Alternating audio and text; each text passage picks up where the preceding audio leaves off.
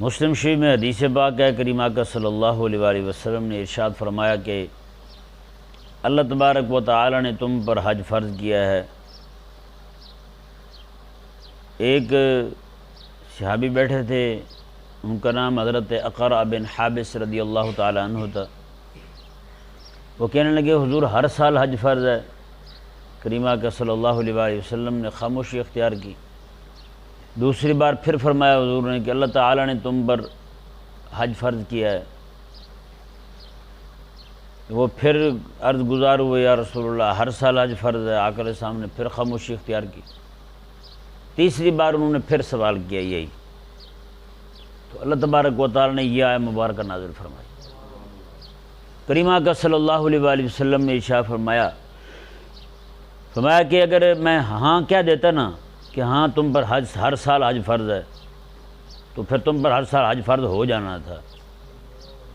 ہاں جی، پھر آقا علیہ السلام نے ارشاد فرمایا کہ جتنا تم کو حکم دیا جائے صرف اتنے کوئی مان کر اس پر عمل شروع کر دیا کرو، مزید اس میں کھود کرید نہ کیا کرو۔ اور آقا علیہ السلام نے ارشاد فرمایا کہ اعظم المسلمین من المسلمین جرما، مسلمانوں میں سے سب سے بڑا مجرم وہ ہے کہ جس کی وجہ سے کوئی شے منع تھی، کوئی شے ایسی تھی جو حلال تھی، اس کے ایسے سوالات کی وجہ سے وہ حرام ہو گئی۔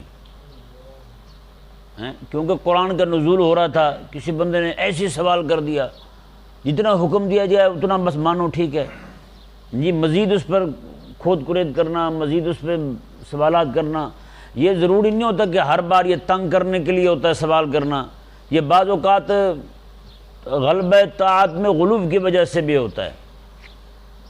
کئی بندے زیادہ فرما بردار بنتے ہیں، وہ کہتے ہیں کہیں یہ نہ ہو کہ میں ایسا کروں تو پھر ویسا ہو جائے، ویسا کروں تو ایسا ہو جائے، اس لیے بھی بندے پوچھتے ہیں، سوال کرتے ہیں۔ اور کئی جو ہوتے ہیں وہ مجلس میں بیٹھے ایسے تنگ کرنے کے لیے بھی کرتے ہیں۔ یہ عموماً مدارس میں بچے اپنے استاد سے کرتے ہیں، یا امام سے مقتدی کر لیتے ہیں، ایسی حرکتیں۔ ہاں جی، ایسے فضول سوال کریں گے، ہاں جی ایسا ہو جائے تو ویسا ہو جائے گا، کیسا ہوگا تو ایسا ہوگا۔ تو ضروری نہیں ہوتا کہ ہر بندے کے سوال کا جواب دیا جائے۔ جیسے انہوں نے 3 بار کریم آقا صلی اللہ علیہ وآلہ وسلم کی بارگاہ میں عرض کی، تینوں بار حضور نے کوئی جواب نہیں دیا۔ انہوں نے 3 بار یہ سوال کیا کہ یا رسول اللہ صلی اللہ علیہ وسلم، اگر یہ حج جو ہے یہ ہر سال ضروری ہے، ہر سال ضروری ہے۔ آقا علیہ السلام نے جواب نہیں دیا، اور تیسری بار بھی آقا علیہ السلام نے فرمایا تو تنبیہ فرمائی۔ اب دیکھیں نا، حج جو ہے یہ ہر بندے پر روز تو فرض ہو نہیں سکتا، جیسے نماز 5 بار فرض ہے۔ نماز تو اپنے محلے میں پڑھ لی نماز، اپنے شہر میں پڑھ لی نماز، جہاں بھی جا رہے ہیں اپنے ملک میں پھرتے ہیں، وطن میں ہیں، جہاں دل چاہا نماز پڑھ لی۔ نماز تو ہر جگہ ہو جاتی ہے یا نہیں؟ لیکن حج تو ایسا نہیں ہو سکتا نا۔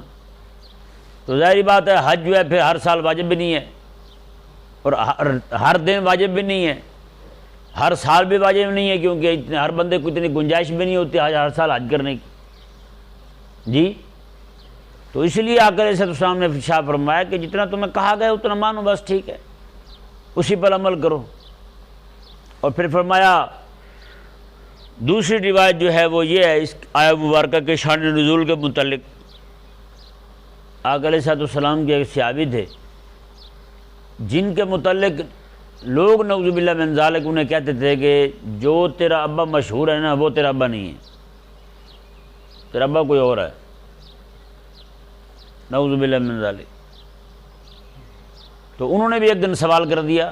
آقا علیہ السلام نے ارشاد فرمایا سلونی عما شئتم، پوچھو کیا پوچھتے ہو تم مجھ سے۔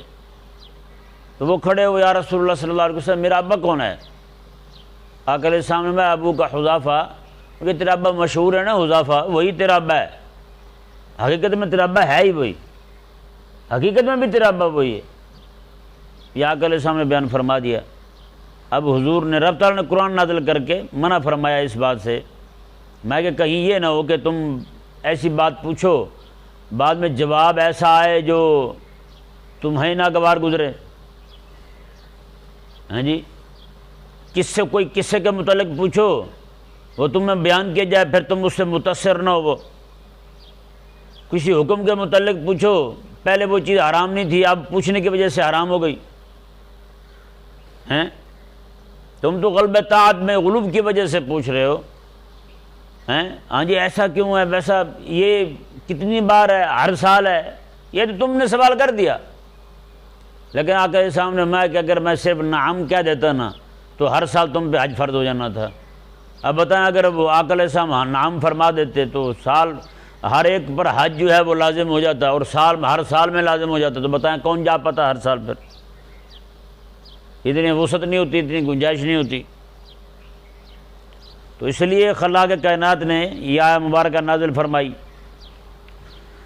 پہلی آیہ مبارکہ میں اللہ تعالیٰ نے تنبیہ فرمائی، یا ایھا الذین آمنوا لا تسألوا عن اشیاء ان تبد لکم تسؤکم، میں ایمان والو تم ان چیزوں کے بارے میں سوال نہ کرو، ان تبد لکم تسؤکم، اگر تمہارے لیے ظاہر کر دی جائیں تو تمہیں بری لگیں، تمہارے لیے ظاہر کر دی جائیں تو تمہیں بری لگیں۔ ظاہری بات ہے اگر حج جو ہے وہ ہر سال فرض ہو جاتا بندے پر تو مشقت میں پڑ جاتے لوگ، ہے یا نہیں ایسا؟ یا پھر کسی نے جو سوال کیا کہ میرے ابا کون ہیں، اگر وہ جو مشہور ہیں اگر وہ ابا نہ ہوتے کوئی اور ہوتے تو بتائیں آقا علیہ السلام بتا دیتے کہ تیرا ابا وہ نہیں فلاں ہے، تو ان کے لیے کتنی رسوائی کا سامان ہوتا، کتنے وہ پریشان ہوتے بعد میں کہ یہ کیا ہو گیا، کہیں رہ ہی نہیں سکتے وہ تو پھر۔